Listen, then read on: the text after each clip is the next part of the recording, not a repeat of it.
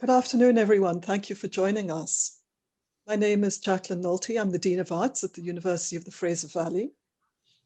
Before I hand over the formal welcome to our president, a couple of words in relation to how we have decided to move forward. We will keep the chat function on, so invite you to feel one another and build community through chat, but please do so in a respectful way. If you have questions, please enter them into the question and answer function. Those questions will be translated through Sean's function as the moderator today.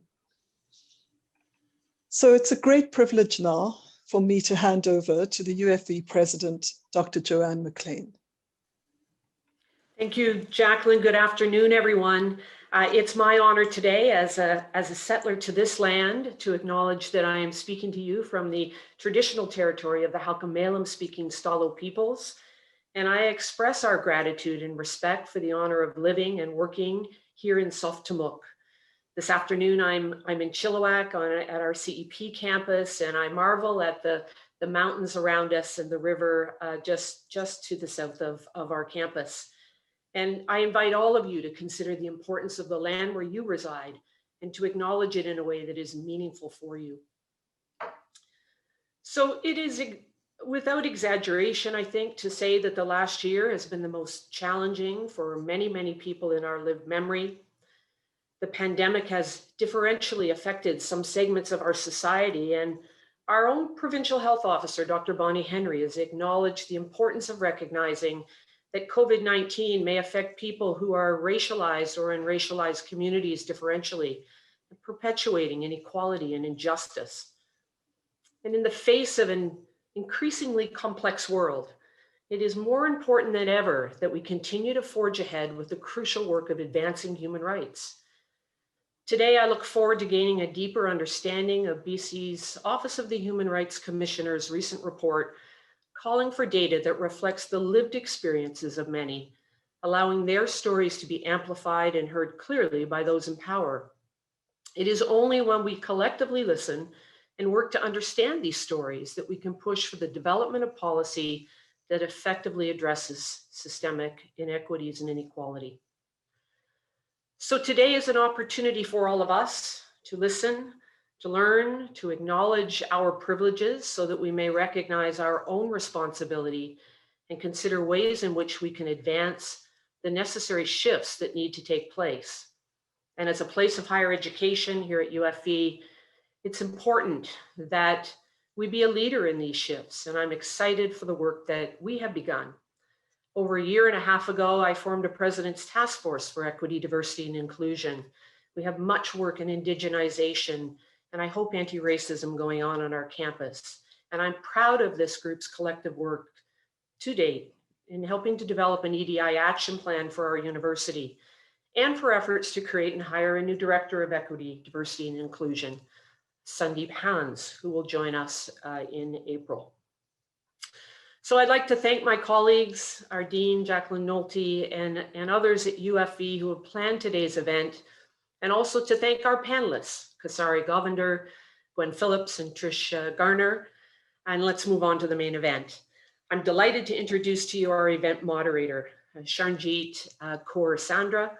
Sharnjeet is the coordinator of the South Asian Studies Institute at UFV, doing fabulous work there, a sessional faculty member in both of our UFV's departments of Social, Cultural, and Media Studies and in History.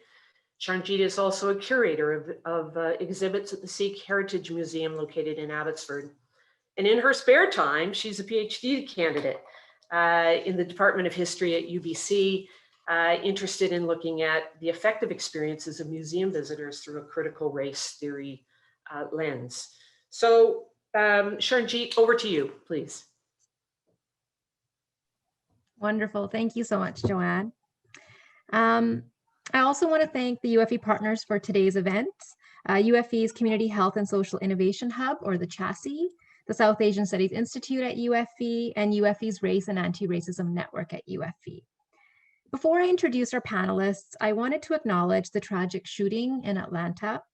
based on the targeting of the women of Asian descent, but also in terms of the intersections of gender and class that led to this white supremacist attack.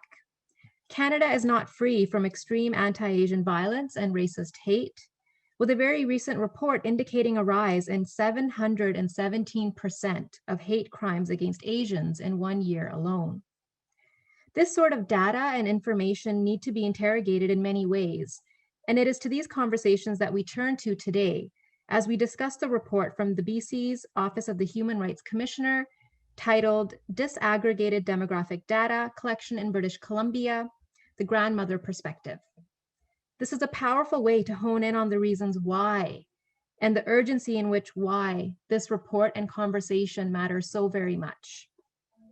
I'll begin by introducing our three wonderful panelists, and then I'll turn it to Kasarai to begin the presentations. So our first panelist is Kasarai Govender. Kasarai took office as BC's first independent human rights commissioner on September 3rd, 2019. Her role is to lead the promotion and protection of human rights in British Columbia through the Office of the Human Rights Commissioner.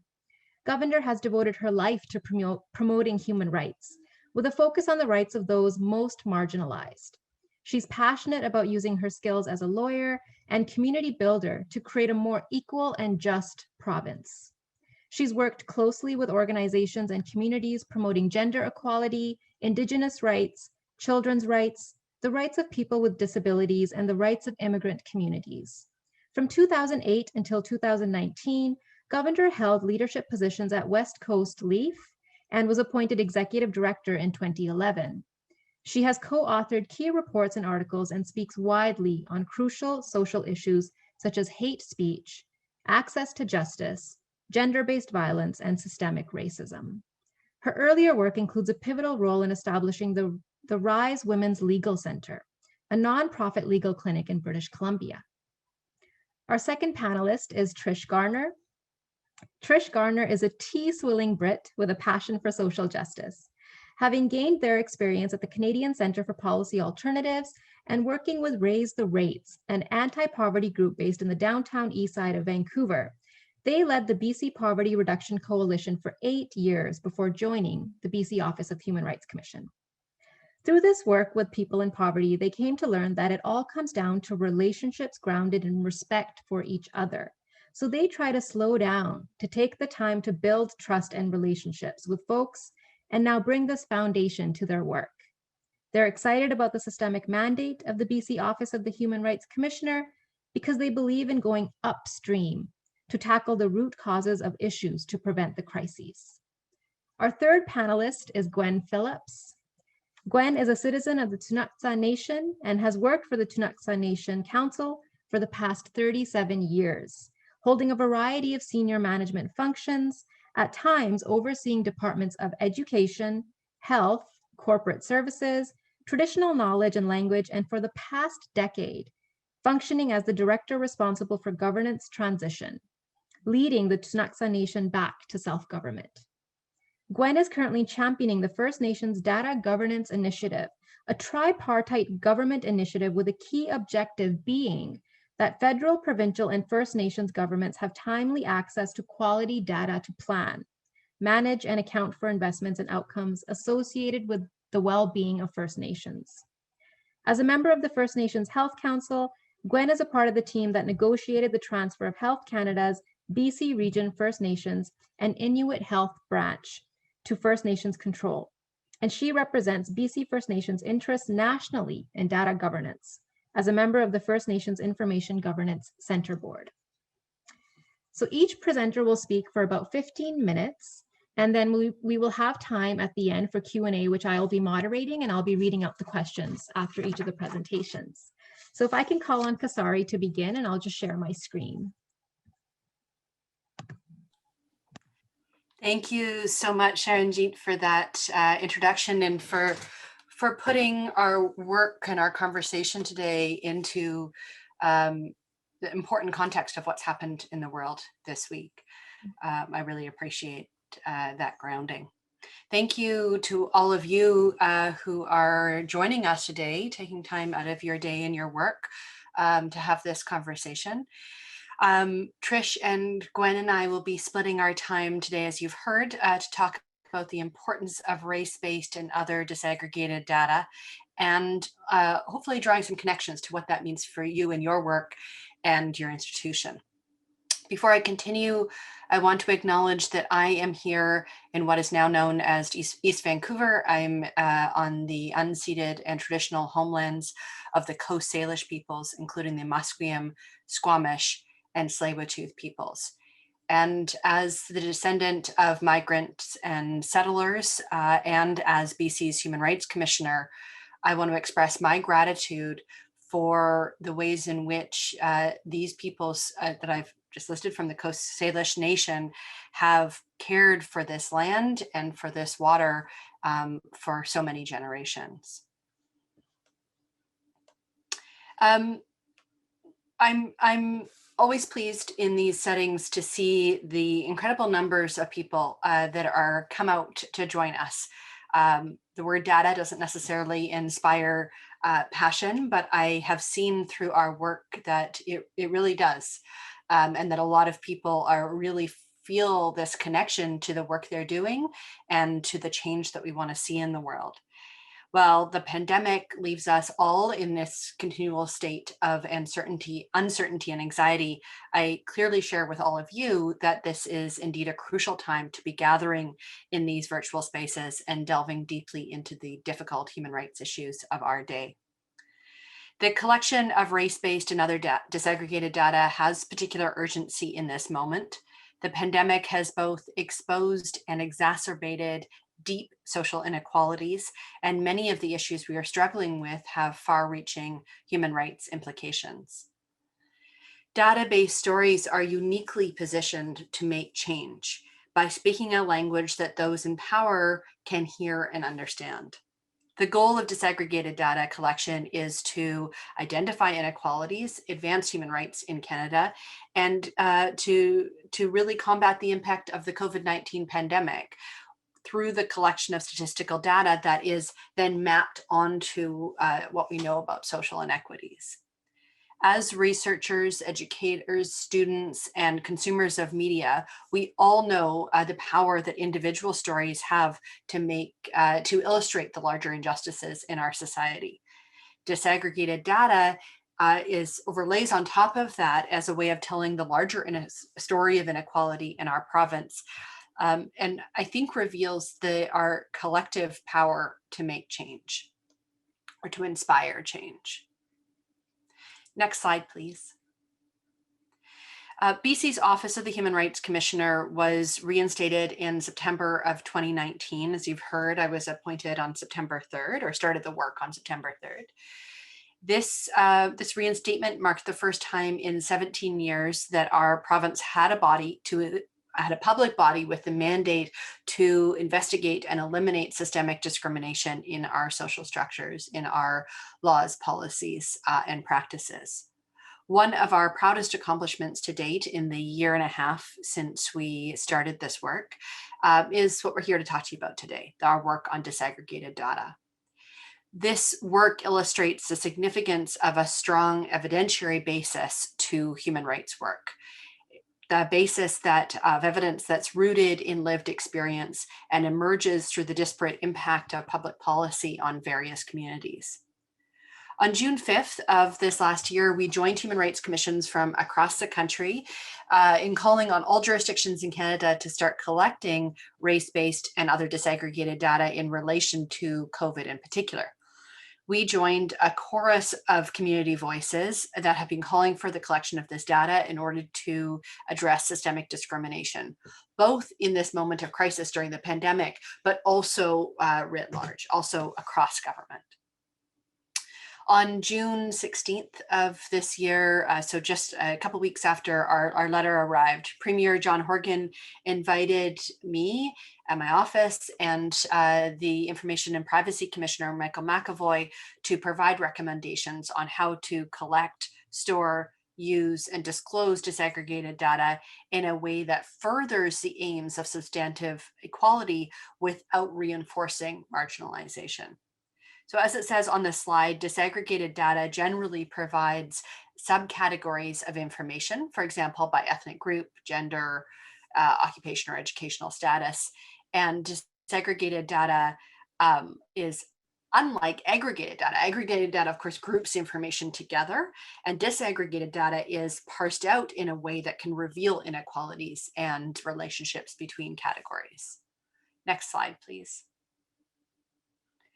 Disaggregated data is important because when policy, practice, and law are predicated on statistics, silences and omissions in that data can cost human lives and human wellness. On the other hand, data that reveals the impact of sexism, racism, ableism, and other forms of discrimination can act as the tipping point for provincial government decision makers to take action. For example, in BC, disaggregated data collected during homeless counts have helped the province better understand and better address the needs of individuals experiencing homelessness through targeted programming that takes into account age, for example, or indigeneity, or sexuality, disability, or other demographic factors. So in response to this request, the BC's Office of the Human Rights Commissioner published our report on September 15th. We published our report that shares our findings on how to ensure disaggregated data is collected and used in service of and in collaboration with those who are systemically discriminated against. Our report, as you've heard, is called Disaggregated Demographic Data Collection in BC, the Grandmother Perspective. It is grounded in conversations we had with communities and other experts, during which we heard loud and clear that colorblind or gender-blind approaches to public policy only worsen outcomes for Black, Indigenous, racialized people, women, and transgender people, non-binary people, and other people experiencing discrimination and marginalization. Because as it says on the slide, we can't address what we can't see. We can't act on what we don't know. And importantly, policymakers can't act on what they don't know, because of course those experiencing these forms of inequality do know what they're experiencing, but it's really about translating that data into a framework that policymakers and lawmakers can understand and translate into public policy.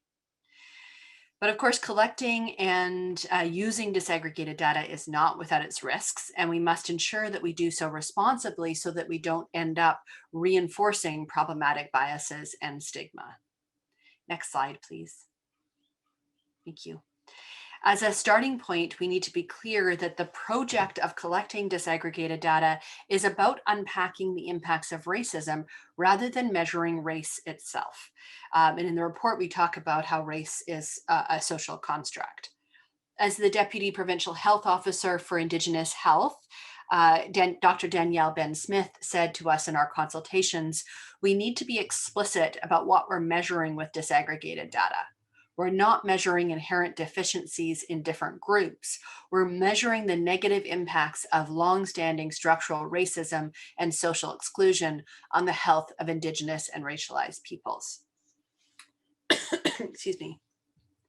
In our consultations, we heard about the real risks we face when we collect disaggregated data, and we're cautioned against repeating the same mistakes of history. For example, Japanese internment in BC, apartheid in South Africa, the residential school system, and indeed the Indian Act itself are all enabled by the collection of race-based data. Stigma is another significant risk that we face when we collect data. For example, the Ontario Human Rights Commission is just wrapping up an inquiry they've been doing into racial profiling by the Toronto Police Service, the TPS for short. And they have found, for example, that between 2013 and 2017, a Black person in Toronto was nearly 20 times more likely to be fatally shot by the Toronto Police Service than a white person. As a close family member of young Black men in Toronto, I found this statistic horrifying and shocking, but I also recognize that for those who live this reality, this finding may not come as a surprise at all. For policymakers, knowing this data alone without any further analysis could lead to stigmatization, that Black people are somehow more likely to be a threat to police or more likely to be violent criminals, and therefore the root of violence is against them is their own behavior rather than the result of systemic racism. But thankfully, the Commission's inquiry doesn't stop there. Their research reveals a lack of legal basis for police stopping or detaining Black people in the first place, inappropriate or unjustified searches during encounters, and unnecessary charges or arrests. The information analyzed by the Commission also raises broader concerns about officer misconduct and transparency and accountability of police in relation to their dealings with Black people. So we begin to see the patterns that the violence against Black people by the police is caused by bias of police rather than the behavior of those being targeted. So this kind of causal analysis is essential to guarding against increased stigma of already marginalized communities. So clearly there is lots of potential for things to go wrong, and we have grappled with how to mitigate against that harm in our report and our recommendations. In a moment, you will hear from Gwen herself, or in a few minutes. But in the meantime, I want to highlight something that she said to us in our consultation process, for which I am very grateful. She urged us to think of data collection from the perspective of a grandmother instead of a big brother. As you can see from even the title of this report, that this conceptual framing ended up being a very important container for the work we did. In writing about the grandmother perspective, we cautioned that data must be collected only to advance social change, much as a grandmother or matriarch might use her knowledge of her family to better care for them. So the underlying framework for our recommendations is that the collection of data must always be in service of addressing systemic equality rather than for the sake of monitoring citizens, and that it must always be collected in the context of government's relationship to community.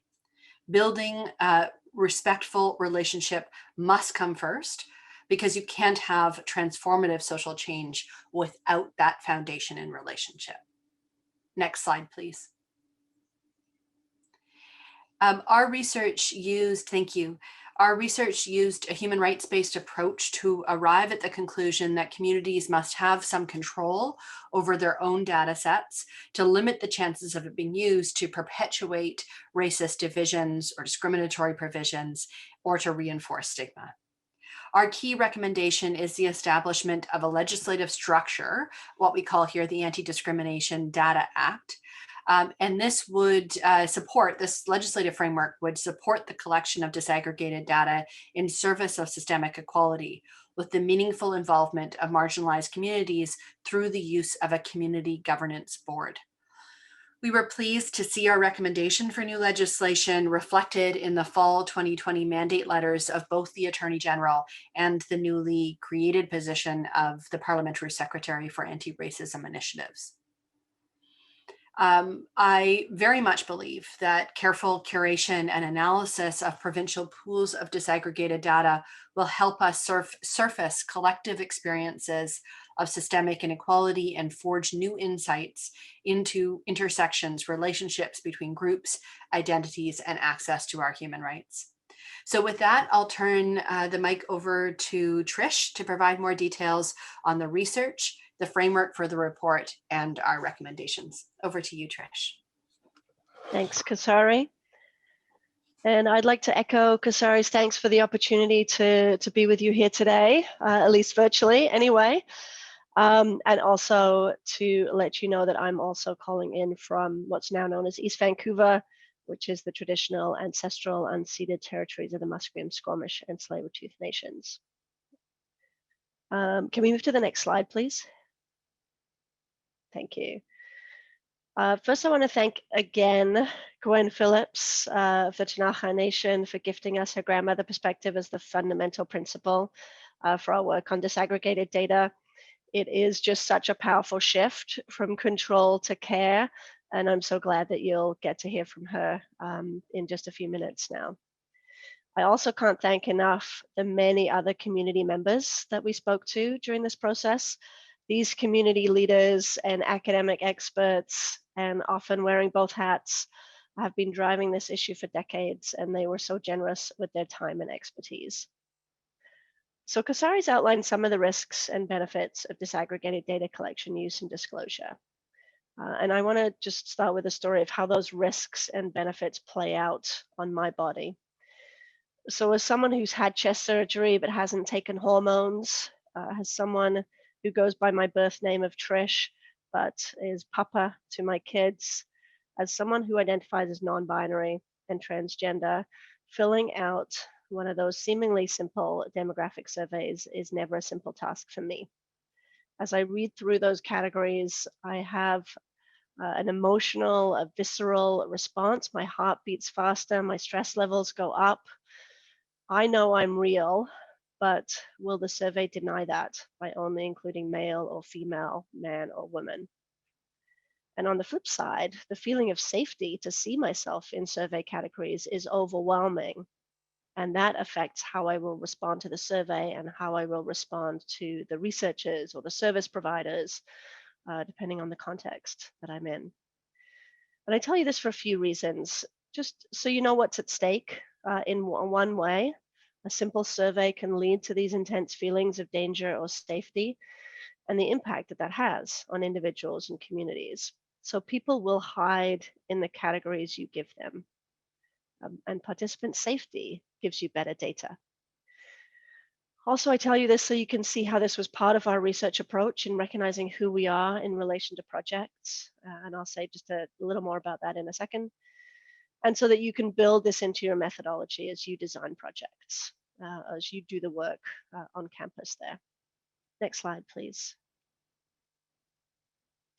So I won't say too much detail here, given the time around our methodology, but we applied or attempted to apply some decolonizing principles through the work, a human rights-based approach, literature review and case study analysis, and a legal and policy analysis.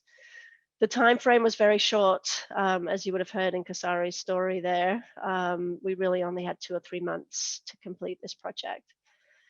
In relation to a decolonizing and human rights-based approach, excuse me, one of the ways we applied that is just as I just did, in denying the falsehood of the disembodied, neutral, objective researcher. And this is becoming more of a standard research practice in many fields now. So ask yourself, who are you as a researcher or another team member on these projects or other data collection initiatives? What's your social location, your set of identities? What's your relation to the people, the communities represented in the data? Next slide, please. So our key findings out of the research were that when collecting, using, and disclosing disaggregated data, it's important to adequately consider and address both individual harm and community harm.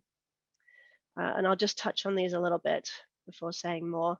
So in general, the legal framework and to a certain extent the research framework are structured around considerations of individual harm. So it's likely pretty familiar to you to think about and apply meaningful informed consent and, if requested, anonymity. However, an important point that we heard from data experts was that these frameworks haven't kept up with the global context of technology in which we're all connected in ways we don't even know through our social media platforms, our online shopping, our live streaming subscriptions right now, especially. So what we might consider as anonymized or de-identified data, where that personal information like name has been removed, the risks of re-identification, of reattaching personal information to that data is very high. So other jurisdictions have applied more legislative and regulatory protection against these risks, but we haven't yet got there in BC. And on community harm, which Kasari's example earlier speaks very clearly to, we haven't in general considered this aspect of the collection, use, and disclosure of data adequately at all. Next slide, please. So our recommendations are designed to build on the strengths of this data and mitigate these risks. Next slide, please. So I'll talk through one of the frameworks we apply, the three-pronged framework around purpose, process, and tool. And again, I want to thank another one of our key participants here, Dr. Kwame McKenzie from the University of Toronto and the Wellesley Institute, who stressed the importance of this approach. So at its simplest, disaggregated data is merely a tool to be utilized or not, depending on the context and the aim, and it must be accompanied by a process that supports the purpose of reducing systemic racism and oppression and achieving equity. And without a well-defined and articulated process and purpose, there's more risk of disaggregated data doing harm. Next slide, please. So I'll walk through each of these elements of the PPT framework there. So here we looked at in the report these 5 areas, and I won't say too much about the first 2 points here, except to say that they're of course very much highlighted in Kasarai's Toronto police example, both around the structural context in which that research occurred and assumptions could be made about those results without care, and the structural change needed, obviously. But I do want to say a little bit more about the 2 key theoretical principles we identified that really do support this focus on context and change. So I'll dig in a little bit more to social construction and intersectionality. Next slide, please. So one of the primary dangers of disaggregated data collection is that it has the potential to reinforce the notion that these defined categories that we're collecting through surveys or other means are biological. And this, of course, perpetuates the ideas around scientific racism and sexism, etc., instead of making those categories visible as social, political, and historical constructions. So for example, in relation to race, and this is drawn from Ontario's anti-racism plan, racial categories are not based on science or biology, but on differences that society has chosen to emphasize, with significant consequences for people's lives.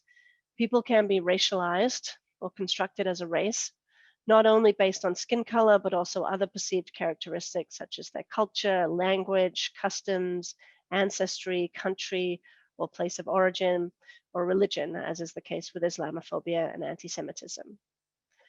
For instance, whiteness as a racial category in North America didn't historically include Italians and Eastern Europeans, but now generally does. So you can see the boundaries of these categories shift depending on the context. And this applies to all demographic categories, even those that you may take for granted as fundamentally biological and natural, like male and female, man and woman, for instance. These have been constructed through the erasure of intersex bodies, for one. So applying this tool must be rooted in this understanding. You might still apply the same demographic categories, but this lens will fundamentally change the questions and the analysis of the data. Next slide, please. Intersectionality matters. We are more than one thing, we hold more than one identity, and they intersect in varied ways with every one of us experiencing both oppression and privilege. So intersectionality, as many of you know, is attributed to Kimberly Crenshaw and other critical race theorists. I like this approach to intersectionality here because, again, it's a shift from the individual to the system and the systemic, which is always our approach. So this is from Elena Hankivsky, School of Public Policy, SFU. So according to an intersectionality perspective, inequities are never the result of single distinct factors. Rather, they're the outcome of intersections of different social locations, power relations, and experiences. So this, again, requires a shift from thinking just about identities at the individual level, but how are these systemic oppressions intersecting? How is sexism holding up racism, anti-indigeneity, etc.? So for example, in looking at some of the data coming out from the US or Toronto on the impact of COVID on Black communities, it's so important to apply race and socioeconomic factors in particular to tell the whole story. Next slide, please. So moving on to how we came to think about process, and we drew on some Indigenous scholarship, in particular, some work by Kirkness and Barnhard around the 4 R's, and then shifted those slightly through some guidance from one of our colleagues, Sharon Thera, and all of this under the umbrella of respectful relationship. That's what it really comes down to in the process. But it's the 4 R's here: relevance, responsibility, and reciprocity, and reflexivity. And what we mean by those, very briefly, relevance is really about those relevant benefits and risks of data collection, use, and disclosure according to those communities. And that must be heard and attended to. Data must be used in ways that communities want and need, which often includes more of a strength-based approach with appropriate indicators there. And this is across the board, from original research design, research questions, to the specific demographic categories, really across the whole research project. Responsibility and reciprocity we put together, they're intricately connected. So structural change must accompany data collection. To responsibility the researchers have, including through the shift to data stewardship and sovereignty where possible. Thus, systemically oppressed communities are not merely engaged in consultation. We recommend a far more robust engagement process of establishing and centering relationship with community. And we're really drawing on the Indigenous expertise here. And many of you may have heard of the OCAP principles of ownership, control, access, and possession. Reflexivity is around that the data collection, analysis, and use must include a deep and continual examination of those individual, those social, institutional biases to ensure that that overall aim, always going back to the purpose, the overall aim of equity is being met. Research practices, as we know, are not value neutral, nor are the products of research projects. So true collaboration requires this continual process of reevaluation of assumptions, biases, cultural differences of researchers and communities. And that evaluation process should be throughout, not just at the end when you complete a project. And this is a section in the report where we also talked about standardization, thinking about from the local in relation to specific categories, for instance, all the way up to provincial and federal. I can't say too much about that given the time, but I encourage you to take a look at that section of the report there. Next slide, please. So as Kasarai mentioned, our main recommendation was around a particular piece of legislation because we were speaking to government. But I want to talk a little bit about how we can take those recommendations and apply them from the legislative context to your context. Next slide, please. So the fundamental piece of our recommendation is around community governance, and that applies whatever the context. So fundamental to bringing to life those 4 R's of respectful relationship is community governance. So we recommend setting up a board or relevant working groups on whatever project that you're working on to establish a meaningful process. And really considering to what extent can you build in community governance? And to what extent can your university support that as an individual researcher? Data standards. So we have a section in the report going through how each project or initiative could go through an equity impact assessment. Many projects might go through a privacy impact assessment, particularly in government, but other contexts too. Let's also consider the equity impacts here. And this should be rolled into a formalized agreement with this community governance board or with the working group so that there's accountability mechanisms built in throughout. And then we also drew on some privacy protections, a framework called the 5 Safes model from the BC's Data Innovation Program as a privacy and security framework. So this is safe people, safe projects, safe data, safe settings, and safe outputs. And thinking through how those apply to the work you're doing. Next slide, please. So moving on to data standards, we have a checklist in the report to go through to ensure that you're meeting all of these recommendations or attempting to, and there's far more in the report, so I really encourage you to read through to that section towards the end. Next slide, please. I'll just talk through a few that I would highlight here. So is the purpose appropriate and effective with community? Again, always coming back to that relevance piece. What research questions are relevant to community? Is disaggregated demographic data the most effective and appropriate tool? And if not, be willing to move away from that with community. What's the most appropriate research method and tools here? What other data collection sources, such as qualitative, need to be used? We didn't talk too much about this in the report, but of course, I would always recommend that you are looking at different sources of data to tell whole stories here, and qualitative data is, of course, such a rich source. What are the most relevant intersections in collection, analysis, and disclosure of the data? And community will know what those are, so determine those with community.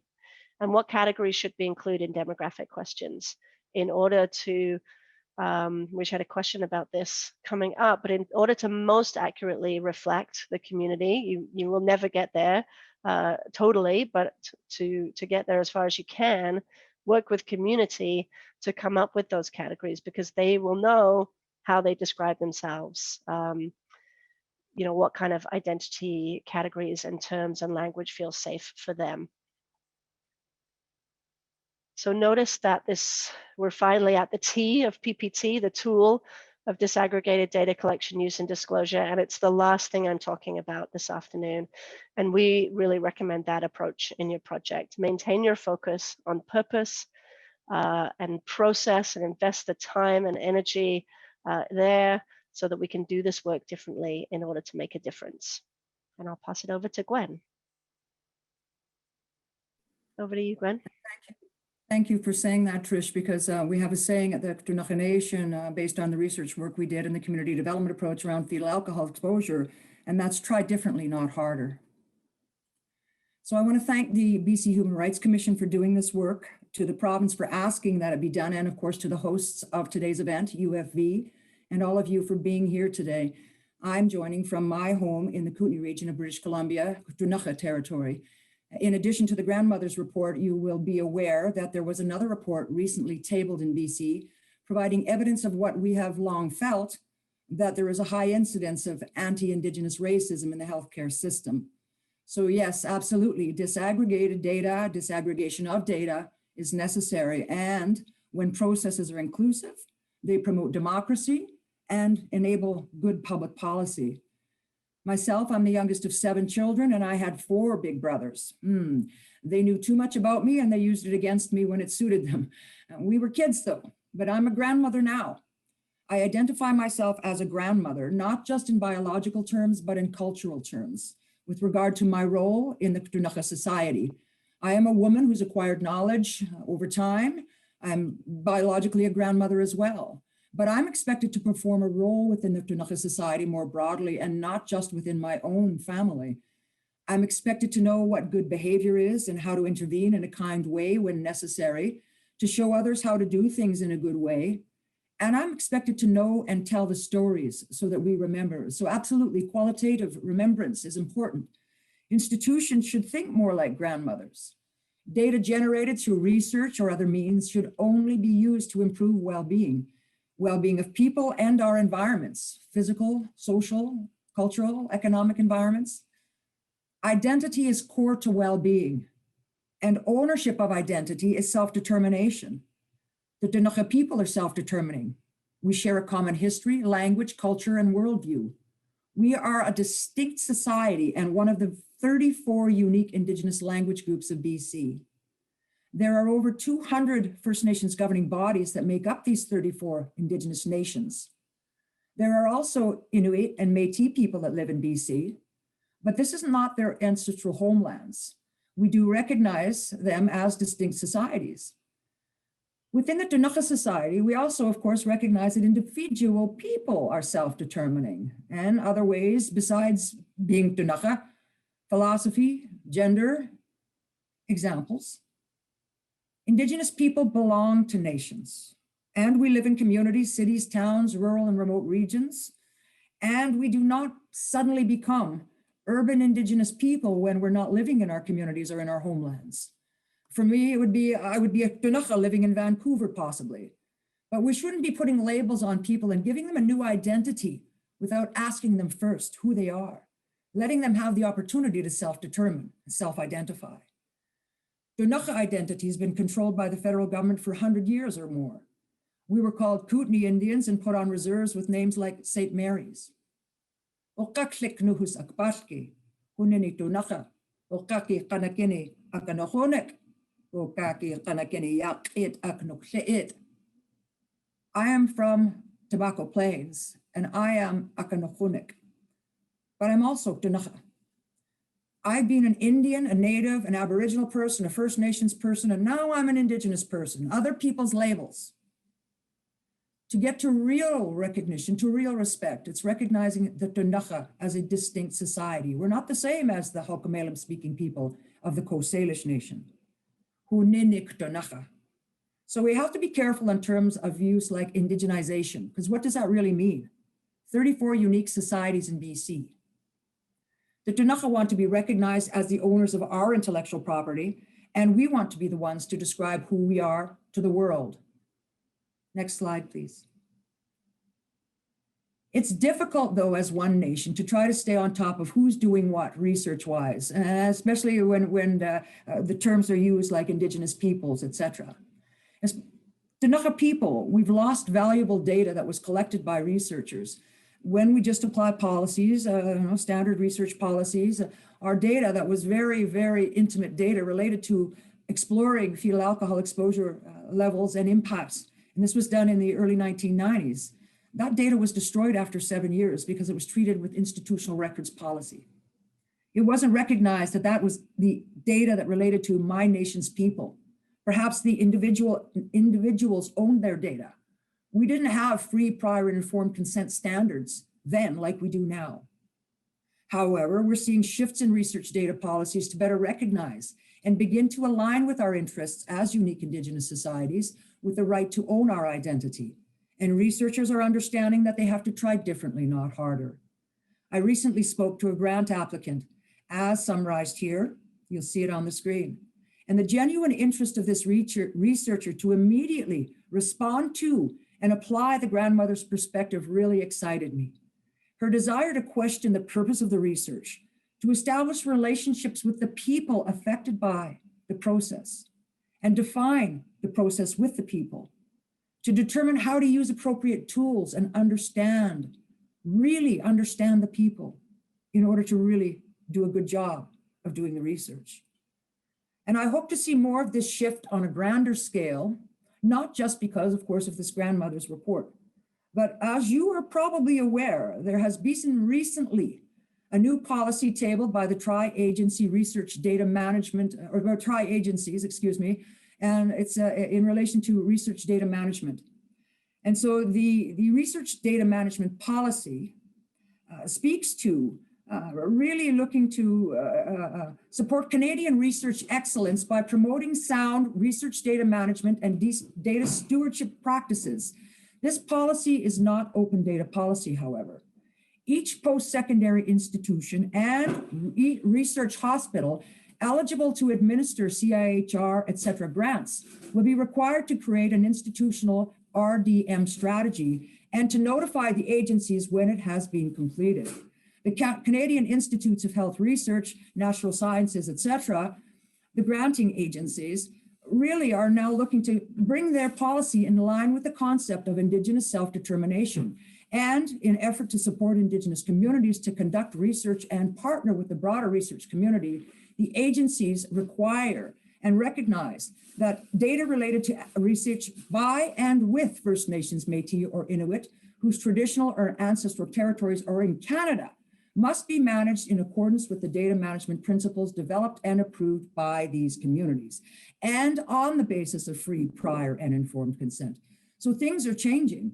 They further recognize that a distinctions-based approach must be taken because there are unique circumstances and unique rights and relationships of First Nations Inuit people to the lands that are not necessarily the same as Métis peoples. So there it's very important now that we start to really recognize who the nations are and get to know them, not as global Indigenous groups or First Nations even, but as the unique nations that they are, the 34 unique Indigenous nations of British Columbia, with the 200 communities attached to them. So the policy will help, but we're still facing all kinds of challenges, and open data is one of those challenges. I always ask, when does my personal data become the province or the federal government's property? And I asked, what right does the federal government have to open data on the Ktunaxa people without our authorization? And I really hope that the DRIP law that's in BC and the DRIP law that will hopefully be shaped up at the federal level will acknowledge Indigenous data sovereignty and Indigenous intellectual property ownership, because there's no recognition of that ownership. And as mentioned, data sovereignty is self-determination. And we want to assume control of our data because we care about our citizens. Thank you. Perfect. Thank you so much. I think, I'm sure many in the audience are absorbing the incredible passion that each of you brought to the conversation. And we're so grateful that you took the time today to share. We're perfect timing to have, some space for questions. So I'm just going to look into the Q&A and see what some questions we have. And I encourage you, if you haven't yet, to please enter your questions into the chat. And since we do have a bit more time, we can hopefully get to them all. So the first question is, would disaggregated data be true to the population because of potential limitations in what people are willing to share, or what people would consider to be sensitive information? So I can repeat that again. Would disaggregated data be true to the populations because of potential limitations in what people are willing to share, or what people would consider to be sensitive? Well, I think that was part of what was presented today, that the people should be engaged in defining what the data should be, what the data is, and how it should be collected. So I think with that in mind, that there could be some truth in it. I think there are a lot of elements, and Gwen started us off with an important one around if the drive for data is coming from populations themselves, hopefully that increases people's interest in answering questions. There is a assumption in the question, which I agree with, which is that consent matters in this circumstance, and that is a part of our recommendations. I just also wanted to highlight, and Trish, hopefully you'll jump in here too, but I just wanted to highlight something that Trish said, which I think really goes to this question, which is not only is the need for the data coming from community, but also the way that questions are framed will make a big difference on how people answer and whether they will answer. And we've heard, examples and really some of that context from both Gwen and Trish. And I can add, as a mixed race person, certainly with most of my life that we weren't allowed to tick more than one racial box. You have to decide which ones you belong to in that particular circumstance and how you want to be perceived in that circumstance. And I often just wouldn't tick any box, because it also just takes more time, because you've got to figure out, who do I want to be in this moment? So there's just, there's all kinds of ways in which I think we can increase the levels of participation, but also consent does matter, and that means not everybody will. Our hope is that we'll get statistically significant numbers that will be able to properly inform public policy. Yeah, I can jump in here too. Yeah. Thanks, Sharon. Yeah, there's a lot of different elements to this, and Gwen and Kasarai have touched on a few there. In thinking about it, there's the what we're asking about in terms of the categories, and we've all mentioned a little bit around that, and really working with community to define those. Just to give an example, I mean, we all know some probably, but an example that came up through our research and talking to the Manitoba Human Rights Commission. They were doing some work around the collection of race-based data in relation to COVID and Indigenous data and other disaggregated data. And they, of course, became aware in working with community that the racial category of Black wasn't necessarily a category that recent immigrants from Africa would see themselves in. So people have seen this now language around people of African descent as, you know, a way of listening to community, what is resonating with community. They're not seeing themselves in particular categories. We're not going to capture their particular experiences. There's also another aspect to this. Actually, I'll get to there in a second. There's also the timing of asking these questions. And I think someone mentioned in this question around sensitivity, just of asking these questions, but sensitivity also comes into play in when you ask these questions. So you're not going to get a good response if you're asking, you know, people coming in to a situation in which they're very vulnerable. A health situation, a mental health situation, interactions with police, etc. You're not going to get a great response in those interactions. So it's also when you might ask these questions is a big consideration as well. And how you ask these questions.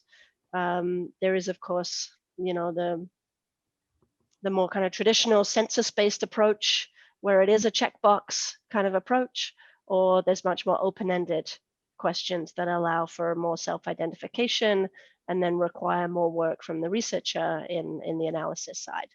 So there's a lot of considerations to asking these questions. The other piece I was going to add that we weren't able really to delve into, but it's something that we continue to think about, is when you're thinking through that purpose, always going back to that purpose of why you're collecting this data. Is it necessarily the self-identification data that you want? Or is it the perception of someone's identity that you actually want to capture? And let me give you a specific example. In policing, and again, the Ontario Human Rights Commission have done some good work on this. In policing, if we're actually looking at systemic racism and wanting to dig into the data in order to show those issues, those trends showing up, and it's actually about the perception of police officers within particular interactions. So how do we capture that data? And of course, there's lots of caution that we have to apply there as well. Great, thank you. There's a few questions emerging that have similar themes around accountability, perhaps. So I'll read one question that I think succinctly answers a lot of those questions. So how do marginalized communities hold public institutions accountable to systemic inequalities? What processes would you suggest?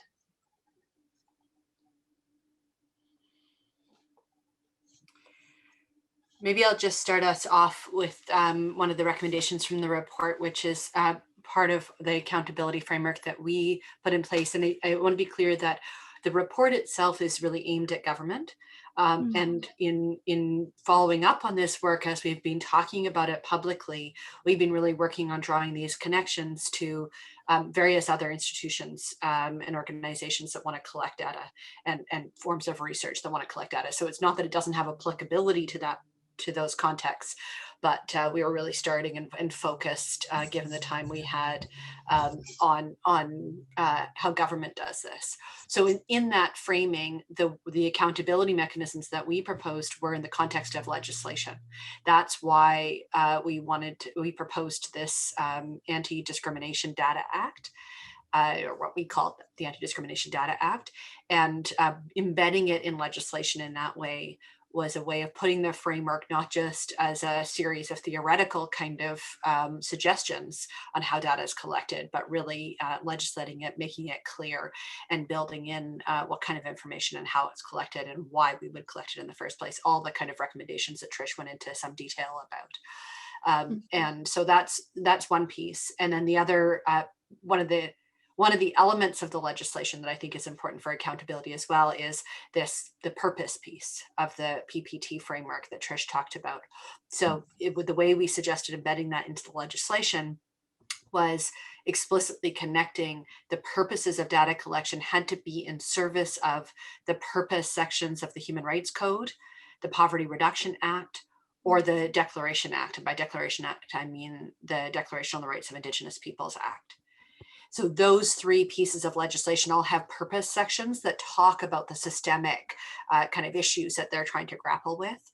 And what we've suggested is a legal framework that explicitly ties data collection into those purpose sections of those other three pieces of law.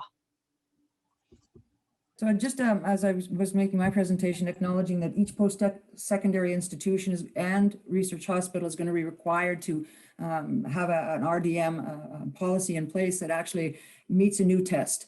And the test is not just around Indigenous peoples. The test includes communities. And so community, as soon as you define common unity, then you have a group of people that would be, data would be potentially aggregated towards or against.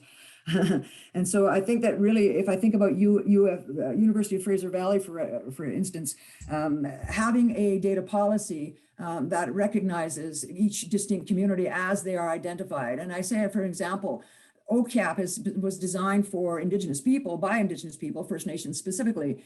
But I had a conversation with a group of veterans who were part of a research study in BC who basically lost control of their data. The people that provided it lost control of it. So the standard should apply to any identifiable group, right? And so I could say sometimes it's not racial and it's not based on this or that. There's an identifiable group there that shares some common interest in protecting that identity or ensuring that identity is what's done with their data is done in a good way. So if we think about policy as an act of recognition of the communities and the rights of them, we can think of each one of these projects that you will do under this new policy as acts of reconciliation.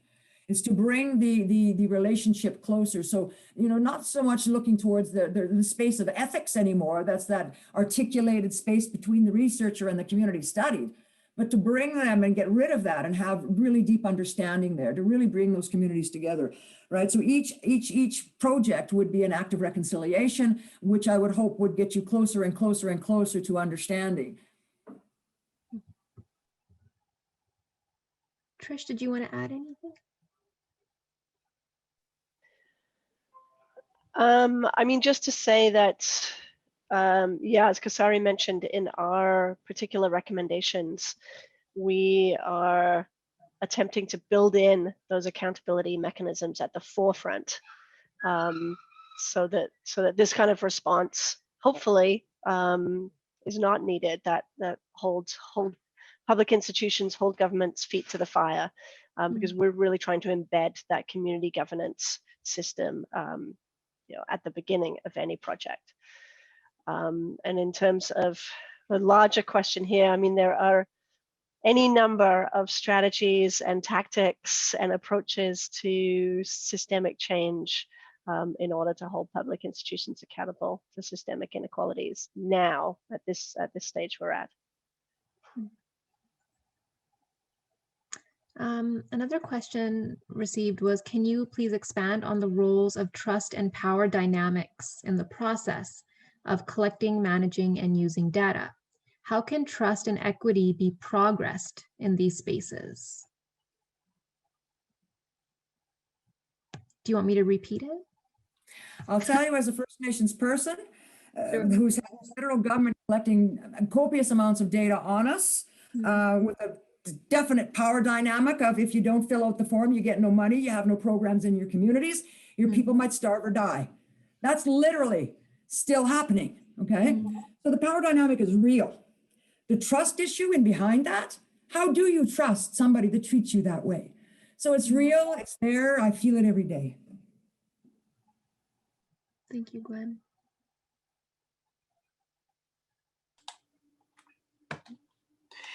That's incredibly powerful. Thank you, Gwen, for that context. And I think we've just heard these are very real issues. One of the ways I think that we can,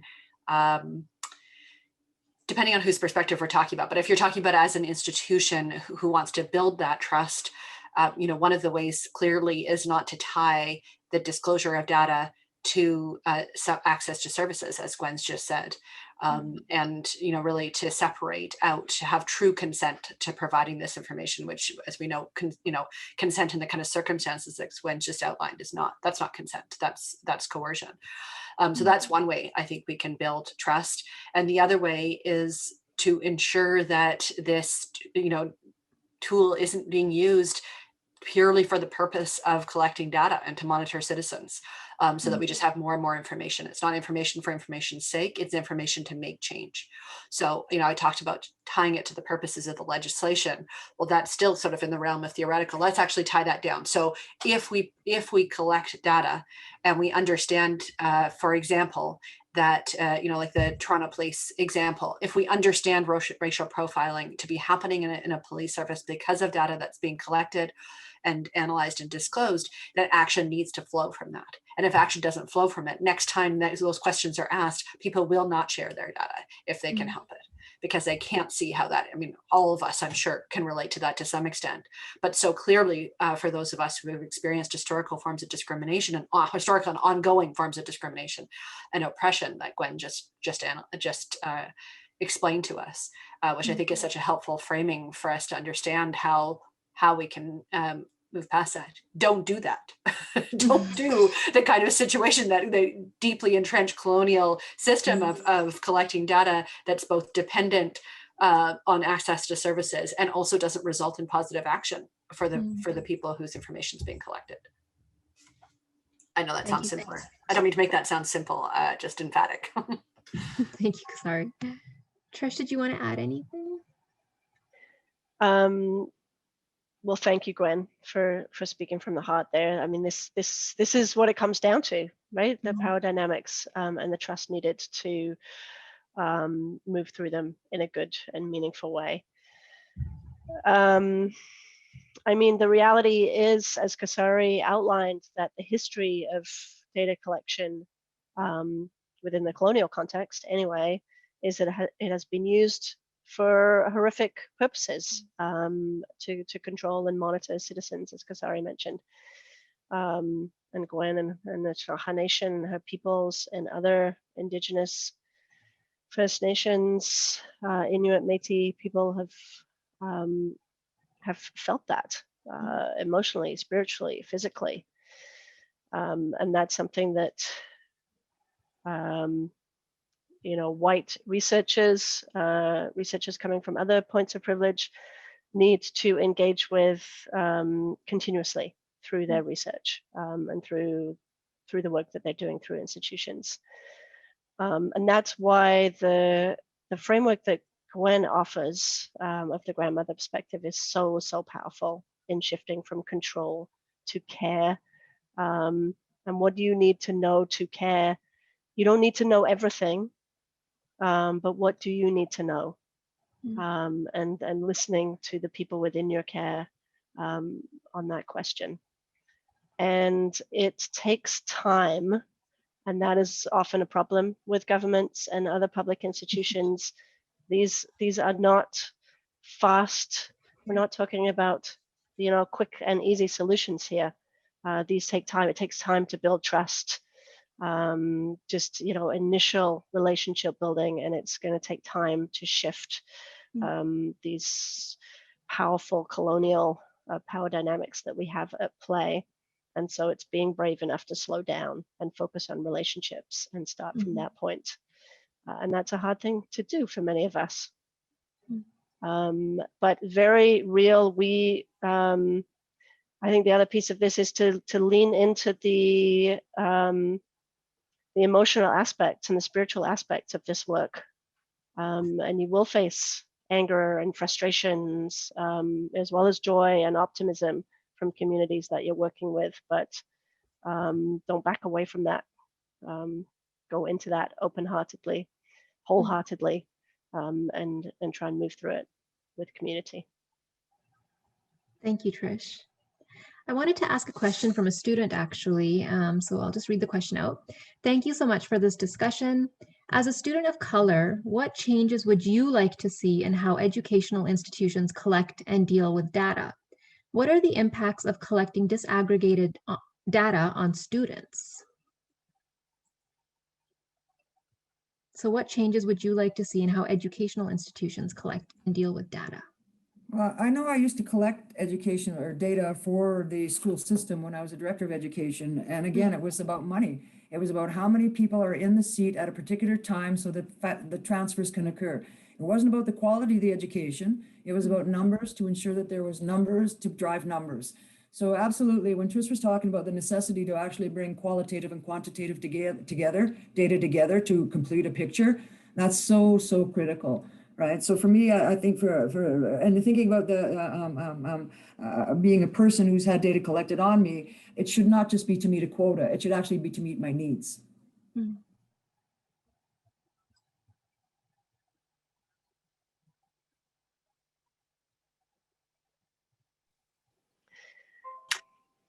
Oh, Trish, go ahead. Sorry, my screen blanked. I didn't see you on mute. Go ahead. I think we did it at the same time.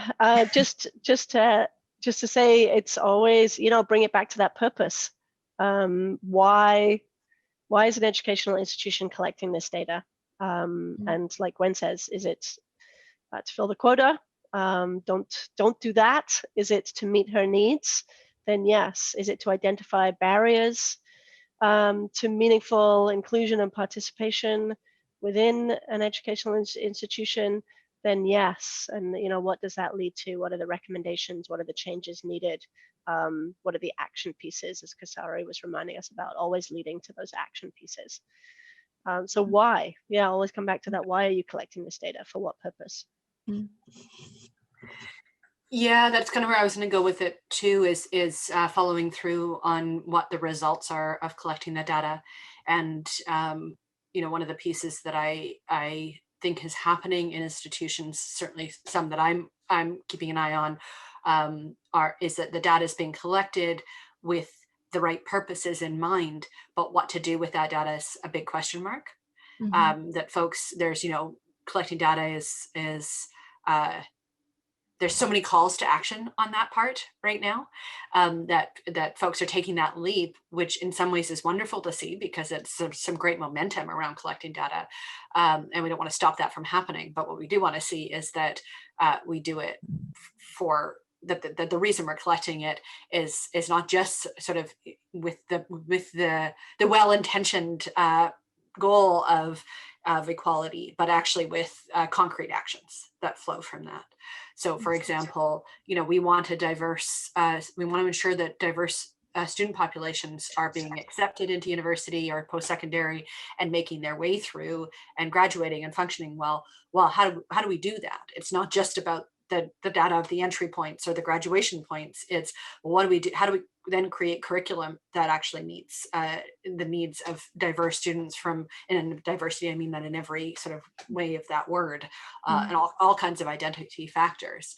How do we ensure that there's mentorship within the university that actually reflects people's lived experiences, where they feel safe to go to? How do we retain faculty and staff that actually can provide that kind of mentorship, not just bring them into the space? So, that's not just true in universities. There's some post-secondary specific examples, but I think, we're building an organization here at the BC's Office of the Human Rights Commissioner, and we're thinking through some of those longevity issues. It's easy to get caught up in the immediate of how do we hire people, and then the question can stop there. But what do we do next? How do we create an environment that people want to be part of and feel safe and supported and respected in their work? So I think those are essential considerations for universities in collecting the data as well. Well, and just one final thought there is, how far are educational institutions willing to go on tackling the systemic issues, like in terms of economic insecurity, that is obviously a barrier for racialized people, Indigenous people, other people overrepresented in poverty and low income. Great, thank you. The question here says, I'm interested in the conversations that would need to happen between researchers and participants in terms of what happens to data in the long term. So this requires participants to be very engaged in all aspects of the research, to imagine in what ways the data would be stored and how decisions might be made by remining or re-examining the data and future implications. So maybe you could speak to that in terms of this report. What is the kind of long-term conversations between the participants?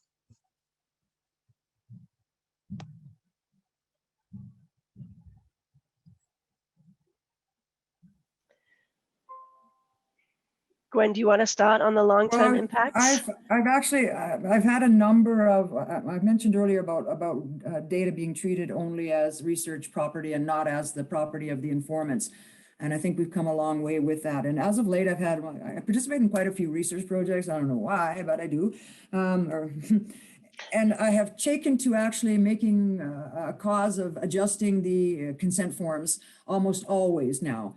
So I make sure that they, number one, acknowledge what my intellectual property contribution is, that they give me the opportunity to ensure that that's what I said and what I meant, that they acknowledge that I have the right to have them return my intellectual property after they've used it, if it's a one-time use thing, etc. So depending upon the project, I set the terms for the data use as an individual, my intellectual property, and I would anticipate that communities would do the same.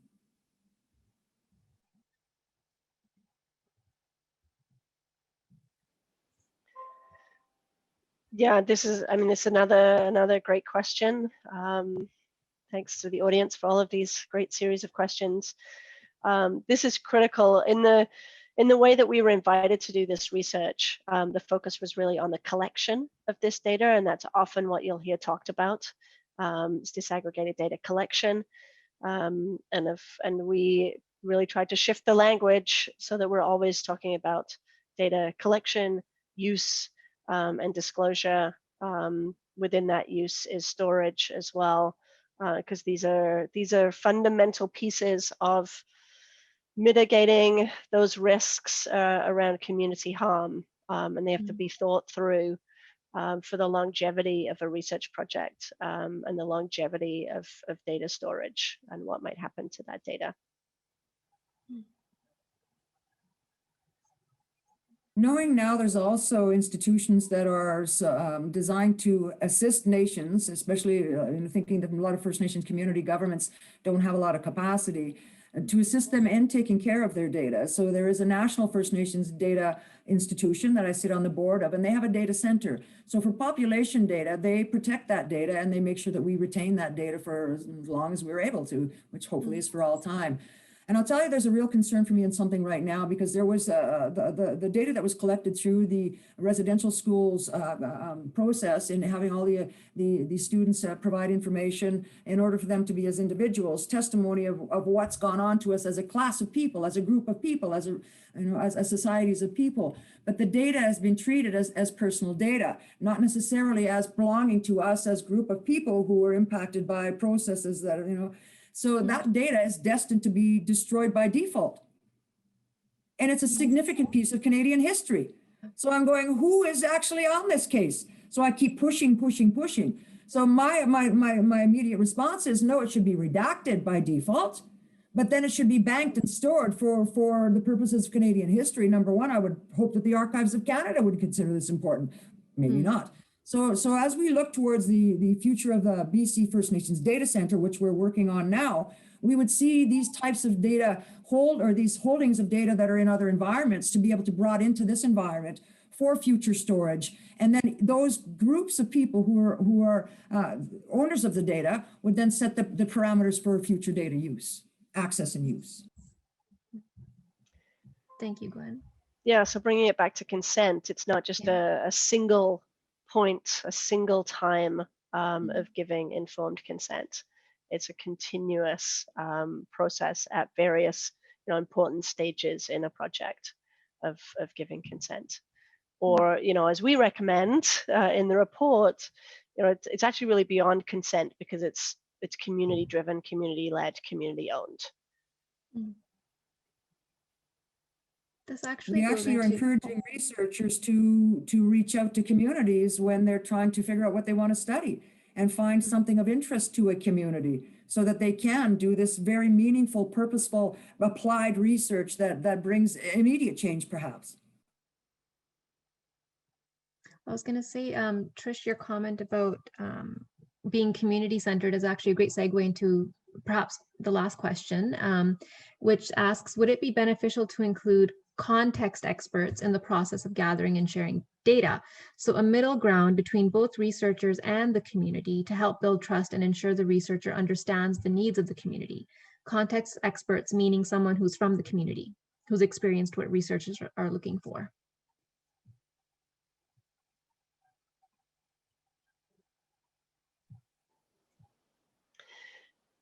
Yeah, I mean, I think what they're getting at is in the question is a key part of this, of course, in working with community and addressing the power dynamics there between researcher and community is providing all the supports necessary for community to meaningfully participate and be engaged and be leading and be involved in this, whether that's funding, other building, other tools to build capacity, training around research, or whatever it might be to build up that. The expertise is within community, but there are some supports necessary to make, to build on that expertise and to bridge that gap. Gwen, do you have anything to add? Yeah, well, a lot of First Nations communities, as I say, don't have capacity to even understand what data is. Okay, I mean, we've been sending it off forever, but it's a mean machine we're inside of. So sometimes we need a guide until we get it, right? Or sometimes you guys need a guide until you get it. So absolutely, sometimes there has to be a convener, a facilitator, somebody that knows the language of research, knows the language of community. I do a lot of this type of work with the federal government, helping to be the modern day guide to whatever, right? To coming out and meeting communities, because they just don't interact and there is no trust. So absolutely, you have to approach it as best you can as a humble individual and seek the guidance necessary. And that you might come to realize that you thought this community knew nothing, needed a guide, and in fact, you're the humble one who comes out of it knowing that you know nothing. I think this question speaks to the to return to one of Trish's themes, the ways in which researchers can locate themselves in this work, and then whether that's a guide or researchers who have direct connections to the community and the work. And not to say that every research can never be done by somebody who isn't part of that community. There may be a role for guides or kind of linkages, but there's an interesting example. I was reading a story on CBC a little while ago about data around COVID and the rise of COVID in the Fraser Valley and the stigma that was arising there. This is South Asian families and communities, and they're responsible for the spread, and there's a rise of racism that was associated with that. And a group of South Asian healthcare providers and researchers who then figured out a way to get out information that was culturally appropriate and language appropriate, and spoke to elders in their communities, and the rates, and were credited with bringing the rates far down in those communities. And it was such a beautiful example of exactly what this question points to, that it's important to have culturally appropriate supports, whether that's again through a guide or through people who can provide that context, or the researchers or the healthcare providers or policymakers themselves. Great, thank you. Well, before I sign off and let Jacqueline kind of conclude the session, I wanted to read a last comment. It's not a question, but I think it's a very beautiful comment, so it's a great way to end. This person just said, no question, I just wanted to comment that I'm feeling emotional to hearing 3 amazing leaders speak so openly and passionately on problems such as the historical and ongoing power dynamics and data collection, and especially using a grandmother approach. I found this discussion very powerful and inspiring, and so very different than anything I've yet been exposed to in my life to date. This is excellent. So I think that's a beautiful way to end off. And thank you so much. It's been my pleasure moderating, and I'll hand it off to Jacqueline. Thanks, Sean. Actually, I think that comment should have just been the final comment. Yeah, just a huge thank you. Firstly, of course, to our speakers, Kasarai, Govender, Gwen Phillips, Trish Garner. I'm feeling humbled to be the recipient of your deep commitment, your deep reflection, your action, modeling to us as a community of learners what learning really should be about, with relationship at its core. Thank you so very much. We're in the business of trying to understand bodies of knowledge that we've inherited, and you've pointed to the complexities of the construction of knowledge as an evolving and shifting set of bodies. So my hand's up to you all. Thank you. It's just been a privilege to witness the depth of this learning as well amongst participants. I don't know if you've had an opportunity to be watching the chat and the question and answers. Fantastic level of engagement. So thank you to all the participants involved as well. I don't want to stop thanking you, but I have to move on to thanking some other folk as well. Thanks as well, of course, to President McLean for taking time out of your busy and taxing routine for your opening today. Much appreciated. I'd like as well to extend a particular thank you for the idea brought to us by Dr. Catherine Watson, who's the Associate Professor of Sociology at UFV, and she brought the idea of this presentation forward to the Race and Anti-Racism Network, which we call RAN at UFV. And the idea arose of co-hosting this presentation with what we call CHASI, which is the Community Health and Innovation Hub, and also what we call SASI, which is the South Asian Studies Institute. So thank you to those hubs and institutes. I want to thank as well Sean today for acting as a moderator. It was, I know, difficult to extract commonalities between the questions coming in, but I think you helped us sustain a well-coordinated set of questions and discussion. And I want to thank Dr. Martha Daw, Associate Professor of Sociology and Director of CHASI, who is behind a curtain right now because she didn't put on her video, but she's been orchestrating this event from behind the scenes. So a big thank you to you, Martha, as well. Thanks to Jennifer Brown, for her patience and her skill in organizing this virtual event, always doing things with such graciousness. Thank you, Jennifer. I just want to say a couple of words about today's panel coinciding with the International Day for the Elimination of Racial Discrimination, declared by the UN to be observed annually on the 21st of March. And I feel remiss to not, if I don't say, thank you, Martha, good to see you. If I don't say a few words about this. Some of you might recognize from my accent, which I believe still lingers, that I am originally from South Africa. On the 21st of March in 1960, in a country where racism was entrenched through legislation and every social apparatus imaginable. On that particular day, close on 7,000 people in an African township of Sharpeville in the northern province of South Africa that we now call Gauteng, gathered at a local police station to protest the enforced carrying of ID documents, or what we called passes at the time. Another word that was used for these passes was pass.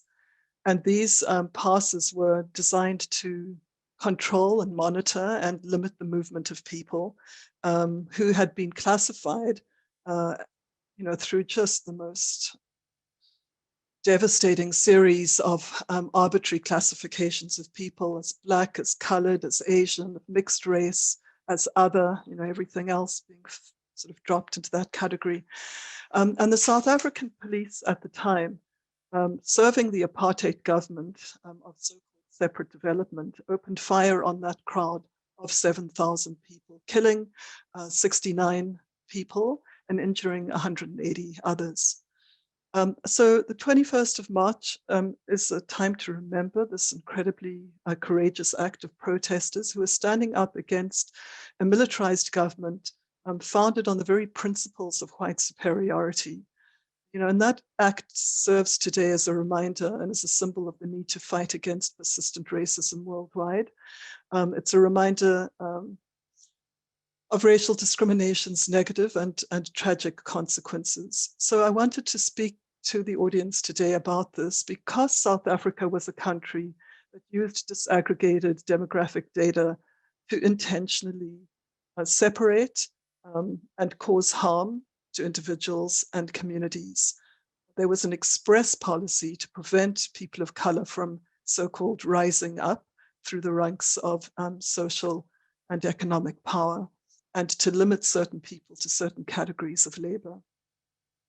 So thank you. Today's presenters reminded us that it's because of such histories of systematized and structural racism that we cannot turn away from gathering data on differently categorized groups in society and their lived intersections. And instead, as we've been reminded, we have a responsibility to collect disaggregated data with, as I heard today, this core commitment to the principles of relevance, reciprocity, and reflexivity that define meaningful and caring relationships. Thank you for that model, and thank you as well to talking about the need to link this always to a drive towards transformative social change, and to do all of this work within very carefully constructed and thought through frameworks of accountability. Again, my hands up to you. I was so inspired by what you had to say about our commitment as well to developing all this in accordance with the needs, inputs, and rights, and authorization. Fantastic reminder on the authorization of our respective unique communities. And Gwen, thank you for speaking about all of this as an act of recognition and reconciliation. Just a very powerful reminder of why we do this work to bring communities together. So again, my hands up to all of you, deep thanks, and thank you to everybody who participated today.